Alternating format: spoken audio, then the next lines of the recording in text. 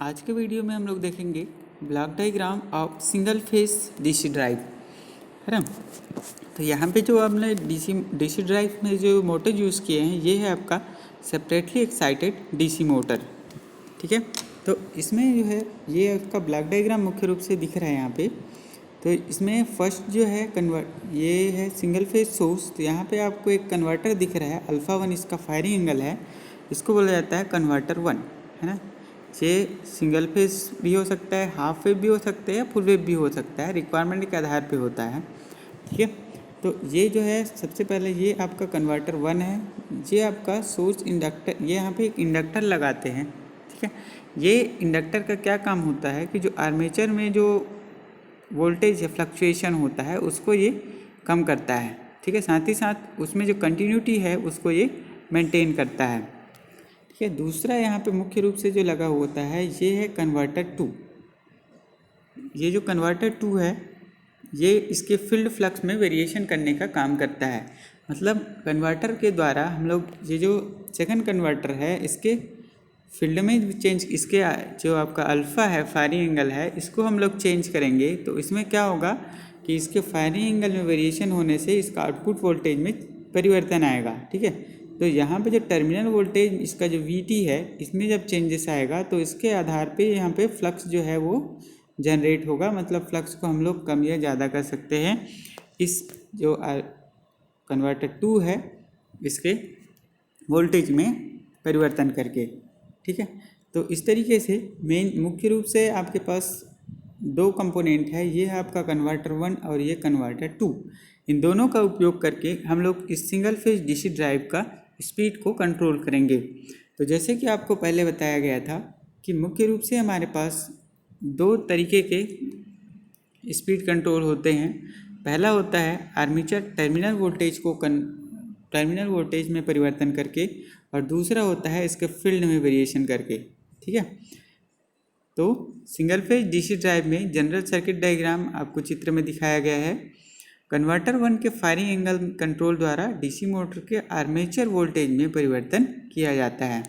जैसे कि इसका ब्लॉक डायग्राम आपने देखा तो आपका कन्वर्टर 1 जो लिखा हुआ है, ठीक है, वहाँ से क्या होगा, जो आपका सप्लाई है वो कहाँ पे जाएगा, मोटर के आर्मेचर पे, है ना। तो कन्वर्टर 1 का जो फायरिंग एंगल है इसको हम लोग जब स्पीड ये जो आपका कन्वर्टर 1 है, फिर से चलते हैं ब्लॉक डायग्राम में। तो ये आपका कन्वर्टर 1 है ना।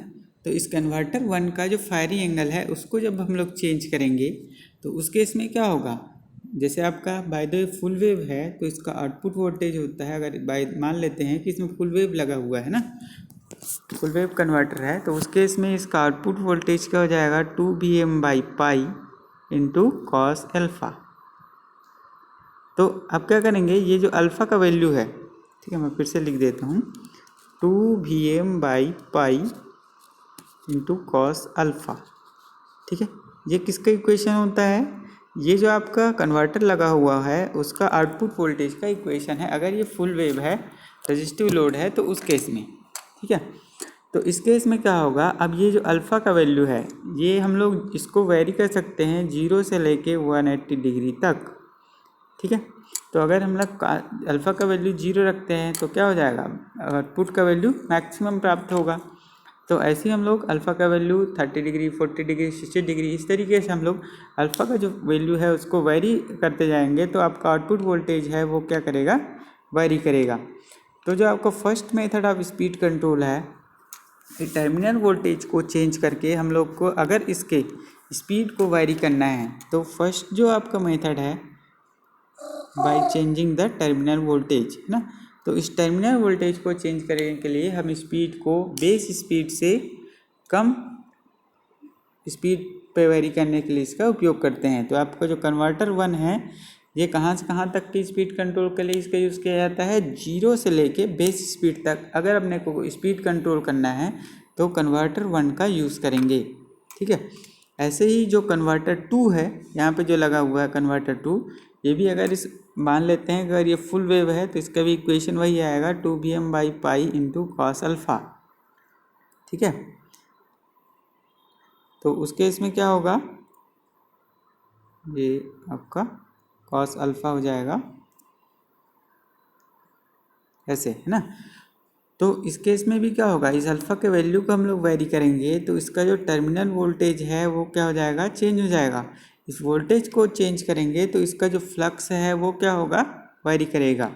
और जैसे कि आपको पता है कि speed is directly proportional to 1/5, मतलब इसका जो फ्लक्स है इसको हम लोग क्या कर देंगे, अगर डाउन करेंगे तो स्पीड का वैल्यू ऑटोमेटिकली बढ़ेगा। तो बेस स्पीड से अधिक हायर स्पीड को प्राप्त करने के लिए हम लोग यूज़ करते हैं कन्वर्टर 2 का, इसको बोला जाता है फील्ड फ्लक्स कंट्रोल मेथड, या फिर आप बोल सकते हो कांस्टेंट पावर ड्राइव मेथड। ठीक है, तो इस तरीके से इसमें दोनों जो फायरिंग एंगल्स है इसमें वेरिएशन करके हम स्पीड को 0 से लेके मैक्सिमम स्पीड तक वेरी कर सकते हैं। तो आपको हमेशा ध्यान रखना है 0 से लेके बेस स्पीड तक कन्वर्ट करने के लिए, स्पीड को कंट्रोल करने के लिए हम लोग यूज़ करेंगे कन्वर्टर 1, और जो कन्वर्टर 2 है इसको हम लोग यूज़ करेंगे बेस स्पीड से मैक्सिमम स्पीड तक स्पीड को वेरी करने के लिए। ठीक है, तो यही चीज़ इसके थ्योरी में बताया गया है, तो इसको आप लोग ध्यान से पढ़ लेंगे। ठीक है, इसी प्रकार फील्ड सर्किट में लगे जो कन्वर्टर है, कन्वर्टर 2 है ना, यही चीज़ बताया गया है। कन्वर्टर 2 के फायरिंग एंगल में परिवर्तन करके बेस स्पीड से मैक्सिमम स्पीड तक स्पीड को कंट्रोल कर सकते हैं, है ना। अब ये जो आपका कन्वर्टर 1 है इसके साथ एक क्या लगा होता है, इंडक्टर लगा होता है। जैसे कि आपको फर्स्ट के स्टार्टिंग में बताया गया था कि इसमें इंडक्टर लगा होता है जो कि आर्मेचर करंट में जो रिपल है उसको क्या करेगा, ये कम करता है। ठीक है, साथ ही साथ वो उसको जो डिसकंटिन्यूअस जो होता है उसको ये कंटिन्यू करता है और पुअर स्पीड रेगुलेशन को कम करता है। ठीक है, ये हम लोग बात कर रहे थे इसकी। ये यहाँ पे एक जो इंडक्टर लगा हुआ है, स्मिथिंग इंडक्टर इसकी। ठीक है, तो इस तरीके से ये सिंगल फेज डीसी ड्राइव का ब्लॉक डायग्राम है। तो आज का वीडियो यहीं पे ख़त्म करते हैं, फिर से मिलेंगे नेक्स्ट लेक्चर में। तब तक के लिए धन्यवाद।